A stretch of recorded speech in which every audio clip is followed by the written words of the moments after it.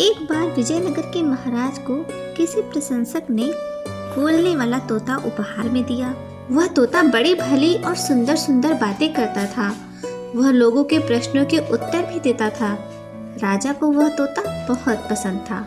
उन्होंने उसे पालने और उसकी रक्षा का भार अपने एक विश्वासी नौकर को सौंपते हुए कहा, इस तोते की सारी जिम्मेदारी अब तुम्हारी है। इसका पूरा ध्यान रखना। तोता मुझे बहुत प्यारा है।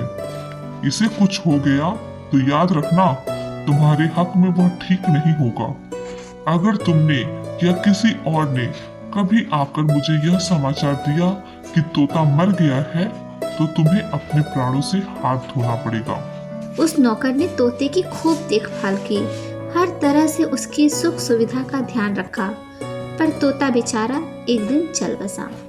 बेचारा नौकर थर थर कांपने लगा। सोचने लगा कि अब मेरी जान की खैर नहीं। वह जानता था कि तोते की मौत का समाचार सुनते ही क्रोध में महाराज उसे मृत्यु दंड दे देंगे। बहुत सोचने पर उसे एक रास्ता सुझाई दिया।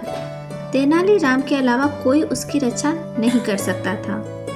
वह दौड़ा दौड़ा तेनालीराम के पास पहुंचा और उन्हें सारी बात कह सुनाई। बात सचमुच बहुत ही गंभीर है। वह तोता महाराज को बहुत प्यारा था, पर तुम चिंता मत करो, मैं कुछ उपाय निकाल ही लूंगा। तुम शांत रहो।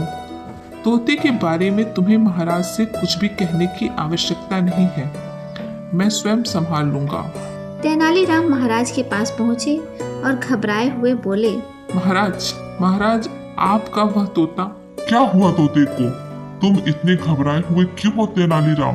बात क्या है? महाराज, आपका वह तोता तो अब बोलता ही नहीं, बिल्कुल चुप हो गया है। न कुछ खाता है, न पीता है, न पंख हिलाता है। बस सूनी सूनी आंखों से ऊपर की ओर देखता रहता है। उसकी आंखें तक झपकती नहीं।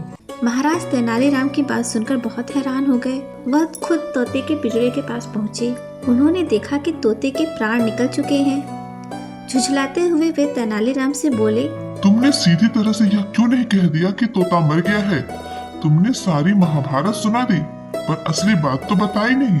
महाराज, आप ही ने तो कहा था, अगर तोते के मरने का समाचार आपको दिया गया तो तोते के रखवाले को मृत्युदंड दे दिया जाएगा। अगर मैंने आपको यह समाचार दे दिया होता तो वह बेचारा नौकर अब तक मौत के घाट उतार दिया गया होता।